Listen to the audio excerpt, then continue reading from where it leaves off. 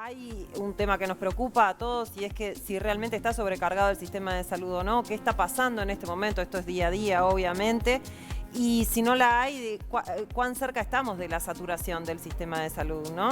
El GACH se reunió hoy para evaluarlo y nosotros vamos a conversarlo ahora con Mauricio Bertulo, él es de la Sociedad de Intensivistas y le damos las buenas tardes y la bienvenida a Vespertinas. Muchas gracias por estos minutos. Gracias a ustedes, buenas tardes para todos. Bueno, empecemos por de repente los insumos, ¿no? Que es algo que se ha hablado en los últimos tiempos. El oxígeno y los medicamentos y bueno, y los materiales que se necesitan en estas instancias y con los enfermos, los pacientes de COVID que están graves. ¿Cómo estamos en ese sentido en este momento? Y bueno, la situación ahora empieza a ser un poco preocupante. ¿Me escuchan bien ustedes? Sí, perfecto. Bueno, sí, empieza a ser un poco preocupante. Esto nosotros lo veníamos anunciando hace un tiempo atrás y ya habíamos tomado la iniciativa de hacer determinados pedidos de informes al Ministerio de Salud Pública y dentro de las instituciones para tratar de anticiparse a esta contingencia que era muy probable que ocurriera porque es lo que ha sucedido en otros medios, ¿no? Y actualmente, bueno, ya se siente, está empezando a notar algún faltante de alguno de los insumos esenciales y bueno, eso ha generado la alerta a nivel del ministerio y determinados comunicados para los distintos prestadores y bueno, y en ese sentido el colectivo también de médicos intensivistas y de la sociedad hemos generado determinadas medidas para combatir esa contingencia, ¿no? Sí, con respecto específicamente al oxígeno, hay un nuevo protocolo, digamos, porque había un tema de que no devolvían ¿cómo se llama? Perdón, no me acuerdo el nombre. Como las garrafas. Las garrafas, por decirlo de alguna manera, no se devolvían en tiempo y forma y hay un nuevo protocolo, los tanques, ahí está. Y hay un nuevo protocolo con respecto a eso. Y también se sabe que hay una fábrica que en realidad no está en funcionamiento y que se podría poner a funcionar. ¿Ustedes qué pensarían al respecto de eso? ¿Sería necesario en este momento empezar a tener como más autonomía en ese sentido? En realidad el problema que ocurre, esto como decimos, lo ha pasado en todos los lugares donde la pandemia ha ido saturando el sistema, es el abastecimiento y se compromete el sistema a distinta medida. Generalmente el oxígeno que se aporta a nivel de las instituciones, de los centros sanitarios, está más asegurado, pero a su vez entiendan que hay que muchos pacientes, tanto en internación domiciliaria, como también la atención en otras áreas que son más sensibles, como puede ser una policlínica, donde se recibe la primera asistencia de los pacientes, donde es más difícil acceder. Y existe toda una logística para llevar esos tanques de oxígeno, también por ejemplo lo que son los móviles de traslado, en lo que es el llenado de esos tanques, el ir a retirarlos a los domicilios, que habitualmente es bastante compleja y muchas veces se llega a un grado no de saturación como la que estamos viendo ahora, pero sí donde se torna compleja la situación durante los meses de invierno de mayor demanda. Y bueno, ahora estamos en una demanda nunca antes vista para lo que es nuestro sistema sanitario. Y eso se ha empezado a sentir en determinadas áreas.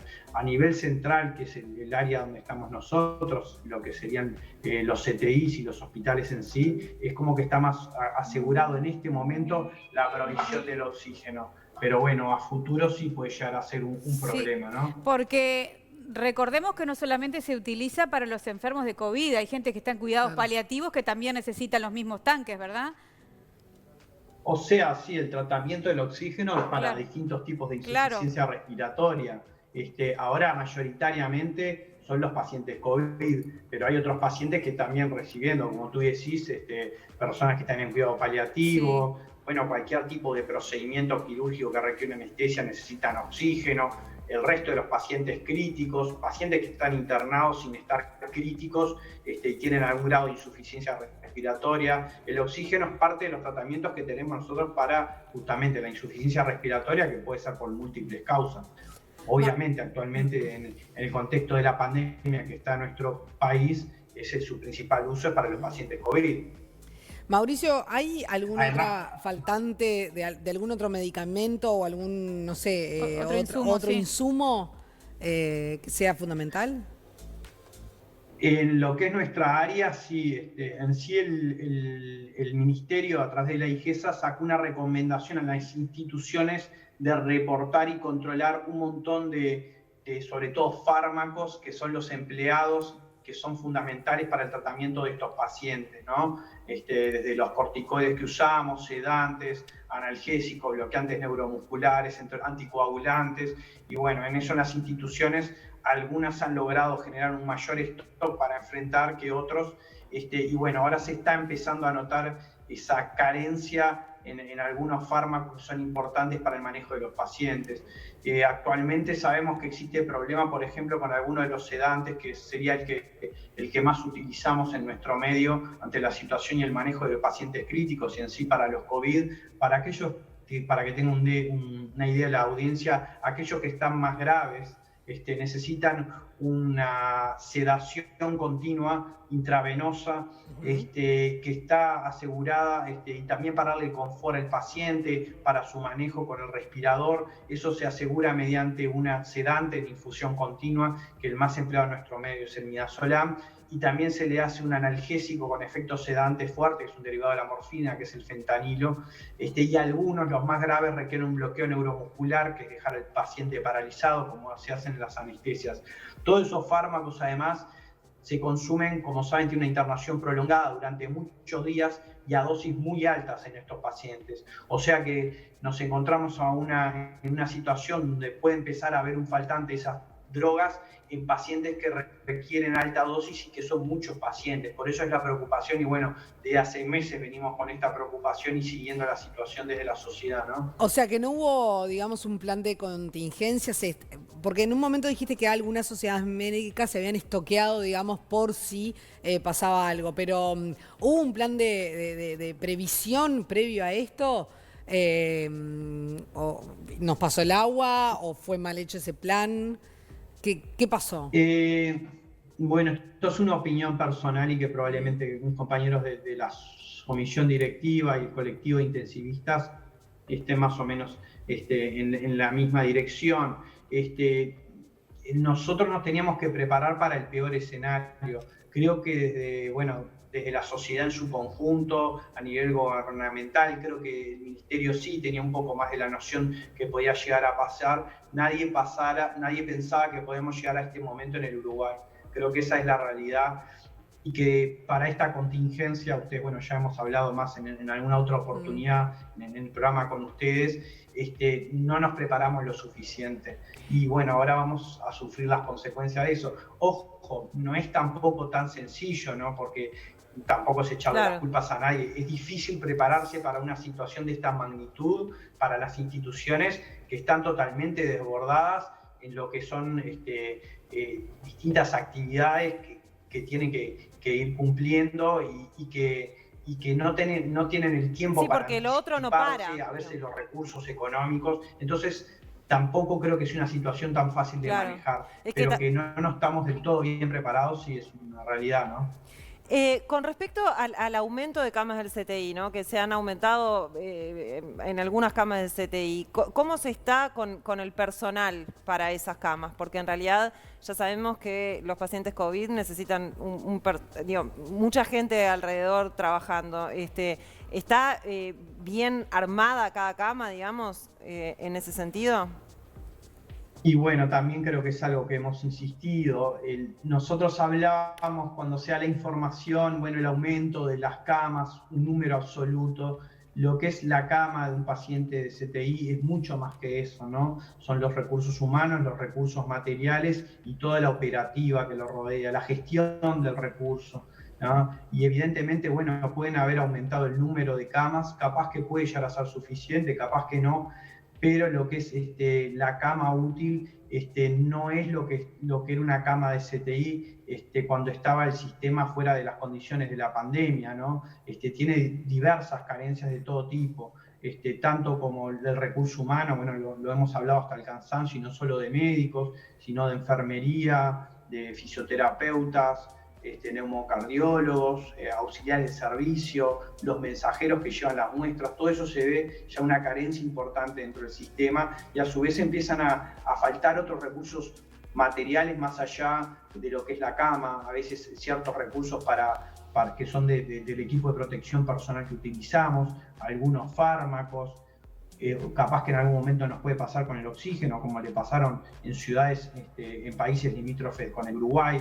O sea que es un conjunto de insumos que son necesarios y de recursos que son necesarios y que de a poco se van comprometiendo. Por eso el concepto de saturación con un número absoluto, un porcentaje de camas ocupadas, es como algo medio gráfico, pero que no llega a englobar toda la situación que estamos viviendo, porque ese compromiso se va dando en distintas instituciones, en distintos servicios de forma progresiva, y se va sufriendo de distinta manera. Claro. Que actualmente está todo el sistema disfuncionante, alterado, en mayor o menor medida, nadie lo puede negar.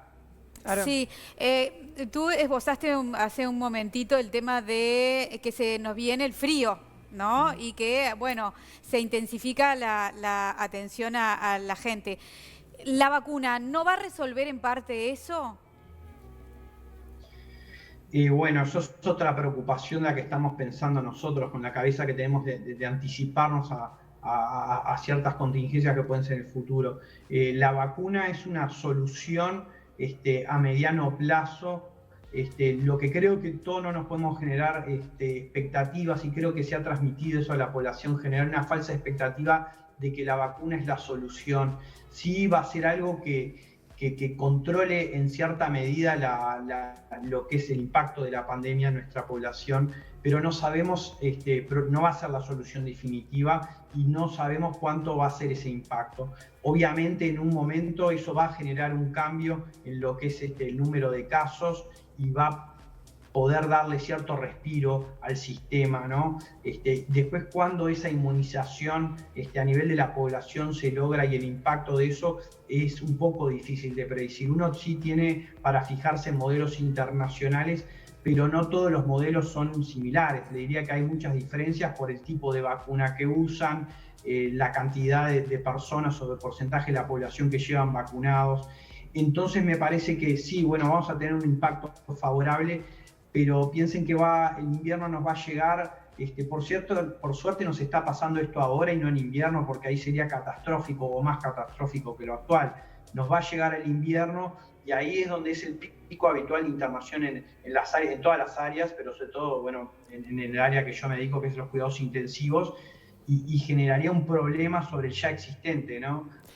Pero igual, Mauricio, eso. Porque aparecen otras infecciones respiratorias, Mauricio. Otras descompensaciones de enfermedades respiratorias que hacen generalmente que la internación nuestra llegue a valores muy altos, ¿no? Mauricio, por supuesto que el invierno pasado no lo vamos a poder comparar con porque las cifras, digamos, y la situación pandemia, lo que fue el invierno pasado no va a ser la misma que esta, por más que ahora podamos mejorar en los próximos meses o podamos aplanar la curva. Pero el año pasado, o por lo pronto eso es lo que se pudo recoger a nivel periodístico de los médicos, es que increíblemente las afecciones respiratorias bajaron muchísimo. Eso fue así. ¿Se puede replicar esa parte, digamos, este año sacando el COVID? Y sí, porque las medidas de prevención del COVID se aplican para otras infecciones respiratorias. Entonces, y a su vez la gente, recuerden que el año pasado, por suerte, se cumplieron mucho lo que es la disminución de la movilidad, el aislamiento a nivel de los domicilios. Entonces, eso hace que las personas se expongan mucho menos al contagio de infecciones respiratorias, a descompensación de enfermedades respiratorias, porque no se exponen a las temperaturas frías. Claro. Entonces, todo eso tuvo su impacto a nivel del resto de las patologías respiratorias. Si seguimos cumpliendo esas medidas, también lo va a tener este año, ¿no? Bueno, es conocido el cuidado, por ejemplo, que tenía hace ya decenas de años en la sociedad japonesa, que usaban tapabocas apenas tenían síntomas respiratorios, y con eso lograban un efecto a nivel de la sociedad en general, con un impacto a nivel de lo que es el porcentaje de infecciones que tienen. también el sistema de vacunación, la vacuna para la gripe. El año pasado se consiguió un alto porcentaje de vacunación para la influenza. Todos esos aspectos que genera lo que es la pandemia son favorables para controlar otro tipo de infecciones y afecciones respiratorias. Perfecto. Bueno, doctor Mauricio Bertullo, muchísimas gracias por charlar con nosotros esta tarde, ¿eh? Bueno, gracias nuevamente a ustedes. Que tengan una buena jornada. Igualmente, igualmente.